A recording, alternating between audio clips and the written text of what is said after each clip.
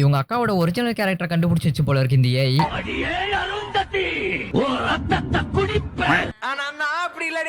இந்த ஏஐல photo create பண்ணும்போது இதோட அலைப்பறைகள் தாங்க முடியல. இதுல வீடியோவை கிரியேட் பண்ணி வர ஒரு புது ட்ரெண்ட் ஆரம்பிச்சு விட்டுருக்காங்க. കഞ്ചാവ് കടത്താൻ ശ്രമിച്ച പിടിയിലായ പ്രതിക്ക് നീതി വേണമെന്ന് ആവശ്യപ്പെട്ട് സുഹൃത്തുക്കൾ. നീതിയുമില്ല ഒരു കൂലിയുമില്ല എന്ന് കോടതി.